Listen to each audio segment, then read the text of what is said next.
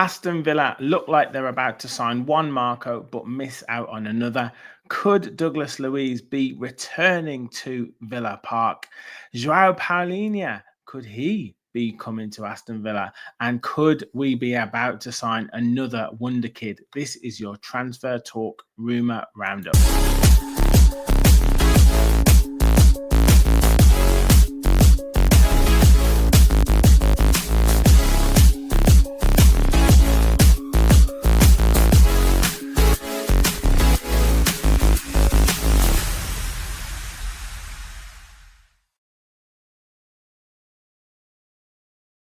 Hello and welcome to the Villa Park podcast. It's me, Rich, and I'm back with another Transfer Talk Rumour Roundup. Before we get into it, hit that like button, hit the subscribe button. We are on the march to 6,000 subscribers before the season starts. We've got a couple of hundred to go, so please do like and subscribe and get your comments and your latest thoughts on who is linked into and out of Aston Villa.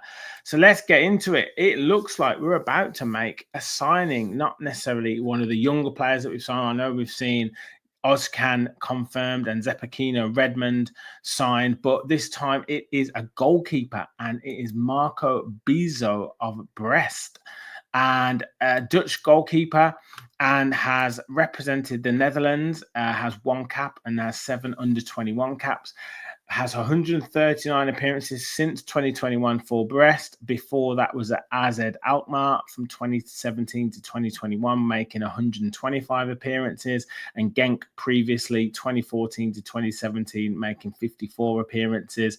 Started his career at Ajax, where he didn't make a senior appearance and played on loan at Cambuur and FC Groningen after that. So very experienced goalkeeper, 34 years of age, 6'4", and looking at the stats from his performances last season, actually comes out quite well. He was in the Champions League and played 9 out of the 10 games, I believe, that Brest played in, and they had a really good start to the competition and really surprised a lot of teams and made it, I believe, either to the playoff round or to that last 16 round. So had a good run in the Champions League for them. And he was also third, I believe, in the clean sheets across the French league last season. So, look, seems like a real upgrade, I guess, on Robin Olsen, who, you know, didn't have many games at all, but didn't necessarily cover himself in glory and a number of the opportunities that he did have for Aston Villa. But does it open up a question mark over Emi Martinez's future? I don't think this would be classed as a number one goalkeeper, but could provide a bit more challenge, a bit more competition. But is it in line with Emi Martinez maybe moving and another goalkeeper coming in?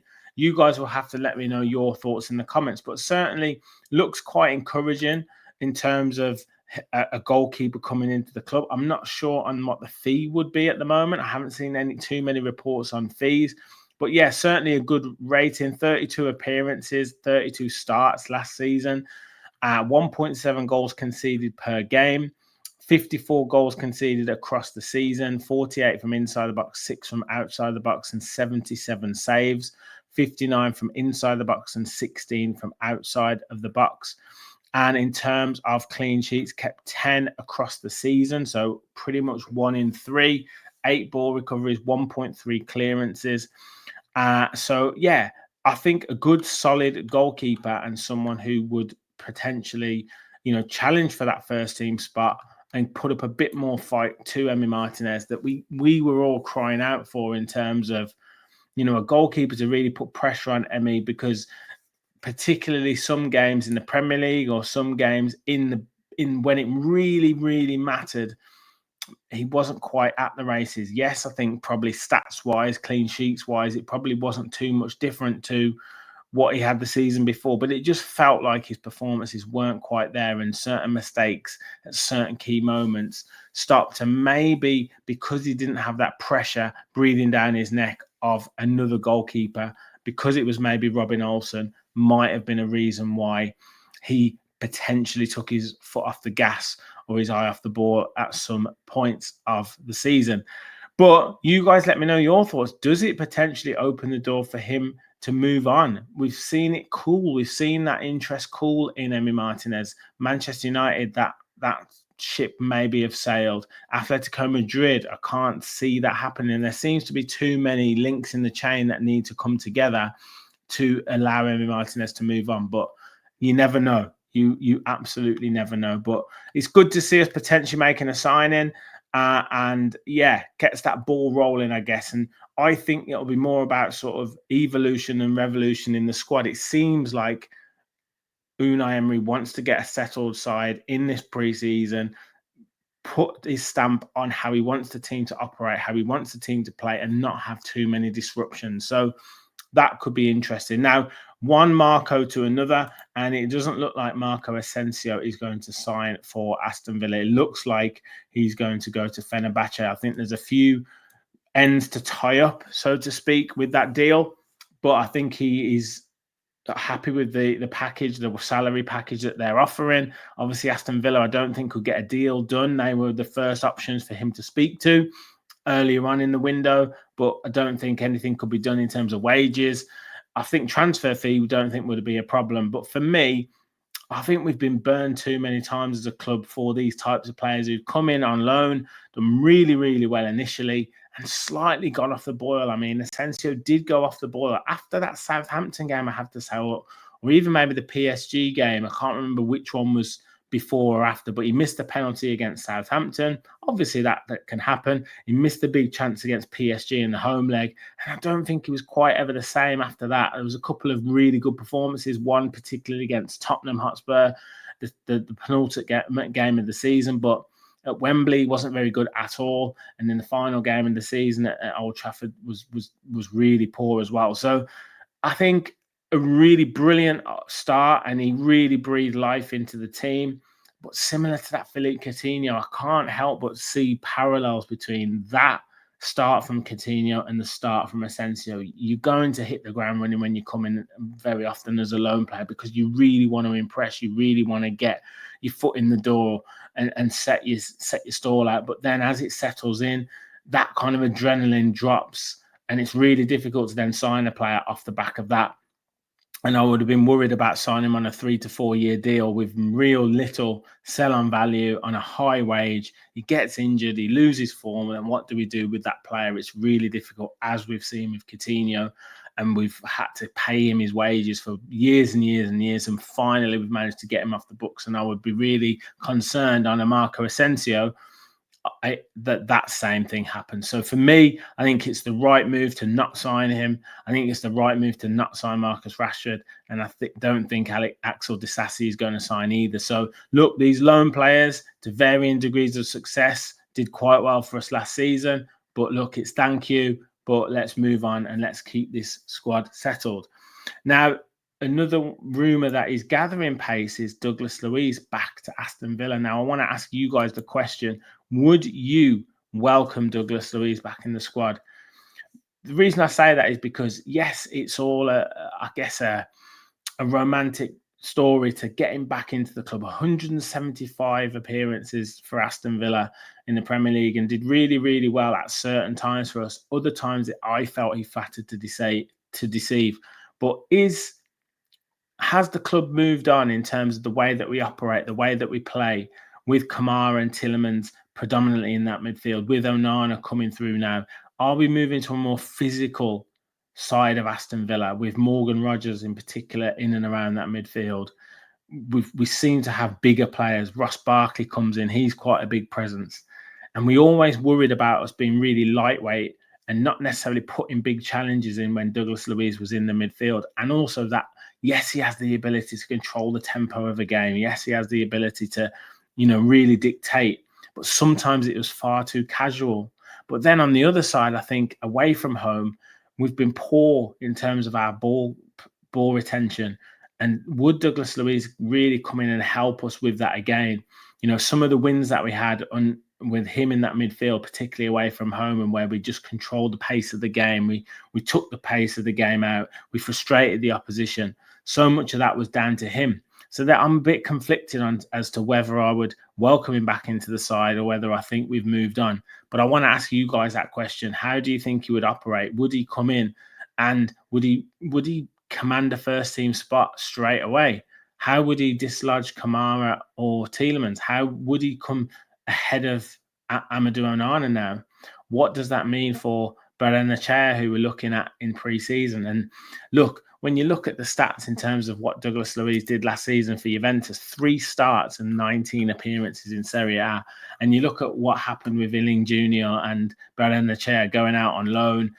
I mean, Barrenechea did really well, but none of those players have operated very well for the club that bought them. So it does make a real mockery of what that deal was that we had to do last season.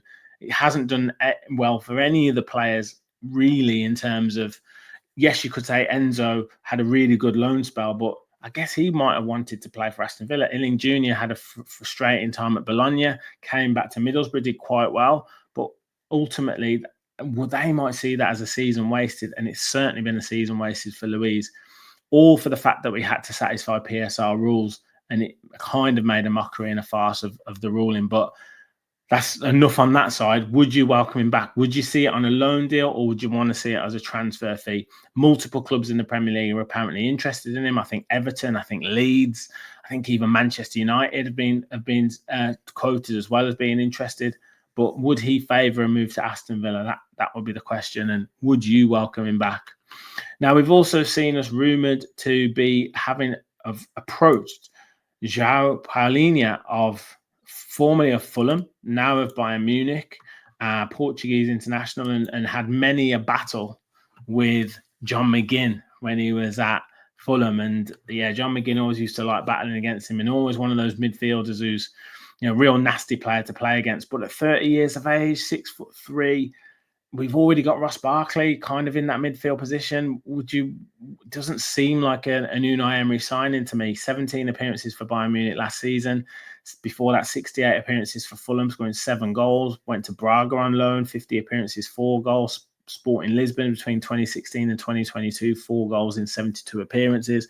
And that's 34 caps for Portugal, scored 2 goals. So, look, I think he's a good player, and obviously got his move to Bayern Munich. Maybe a season too late. I think he probably wanted to do that the season before, but kept his word to Fulham and then got his move afterward. But probably he was playing and probably under a different manager that he was intending to, with Vincent Kompany going in. So maybe that meant that he didn't get as many games as he wanted to last season. I don't know if he was injured throughout part of that season, but 17 appearances, only 6 starts. He didn't score any goals. He didn't have any assists. His passing accuracy was good. 1.2 tackles per game, 1 ball recovery per game. And in total duels won 58%, 65% aerial duels won. So pretty well when he came on, but didn't make obviously as many appearances as he would have wanted to. And I guess some points with Bayern Munich and the way that they operated, he probably wasn't really a type of player that they probably need right now in terms of the way they keep possession, the way that they want to play now under Kompany. He's probably not really a player that would fit his style, in my opinion. So probably why he's looking for a move. So interesting to see that Villa are a named club that were in contact with his representatives, but I don't know if it's an Unai Emery signing for me. But you never know. You never know. It could be something that we look to do, and he would certainly add steel. He'd certainly add presence to our midfield. So we'll wait and see what comes in on that one. Another player linked, and apparently Villa were preparing a bid for this player at the start of the week, is John Arias of Flamengo, I believe. Fluminense. 163 appearances for them, 32 goals. A winger and attacking midfielder, 27 years of age, has been playing in the FIFA World Club Cup, and apparently Villa have been out there watching him and spoken to his representatives, and could potentially prepare a 20 million euro bid, I believe. Let's just take a little look at his SofaScore stats and ratings. For the league that he's in, the Brazilian league, operates on predominantly right wing, high pressing, playmaking and passing. They say are his strengths. As I say, 27 years of age, had a good rating in the Club World Cup. Fluminense did very well. They lost to Chelsea, I believe. He started and played all 6 games, scored 1 goal. If we take a look at his stats in the league and the Brasileiro, Let's just take a look. All operating down that right-hand side. 11 appearances, 11 starts, 1 goal. Brazil operate a number of league games and different competitions. 4 assists, 89% passing accuracy, 91% in his own half, 80% in the opposition half. 1.1 tackles per game, 5.4 ball recoveries per game. So works very hard as well. 55% in terms of successful dribbles. So seems like a pretty skillful player. Really effective, I would imagine. But again, does he fit the age profile? Set 27 years of age, would be available at sort of the 20 million euro mark. I don't know if he fits the profile, but according to reports, looks like he is more advanced than maybe other players that we've been linked with are. 31 caps for Colombia, 3 goals as well. What do you guys think in the chat? Let me know your thoughts, whether he is a potential option. And finally, Wonder Kid number, I don't know how many, but Rodolfo Aloco has been linked to Aston Villa. Now, it's thought of a fee of around £5 million could get this player, who is from Benin and already has international caps for them and plays in Croatia. He's only 18 years of age for FC Custodia. And I think he's made 2 or 3 appearances in the first team. He signed for them back in February and has already caught the eye of multiple scouts. Villa, Brighton, Sevilla, Eintracht Frankfurt, RB Leipzig have all been linked with moves for him already. So that is already a number of top high-profile clubs that are interested in him. Apparently, this club, Custodia, have a reputation for identifying and nurturing young talent. So obviously a bit of a breeding ground for these types of players, and straight away Aston Villa would need to sign him for about £5 million. So interesting one to watch, but certainly fits the bill, fits the profile, has been scouted, has first team experience already, potentially comes in, puts pressure on the players in that first team, but ultimately I would imagine would go out on loan, get first team experience and add value, and then we would either challenge for the first team squad or we would be able to sell off for profit. So I think that could be one that could well be looking at being done. But rounding up, Marco Bezo, is he a good signing for us? Is he a good backup goalkeeper, or is he there to potentially replace Emi Martinez? Marco Asencio, what are your thoughts that we've missed out on him? Do you think it's ultimately a good move? A shame we couldn't sign him, but ultimately a good move. Have we been burned with these types of players before? Douglas Luiz, do you want to see him return? João Palhinha, what do you think about him? Is it a lazy link, or would you like to see him in our midfield?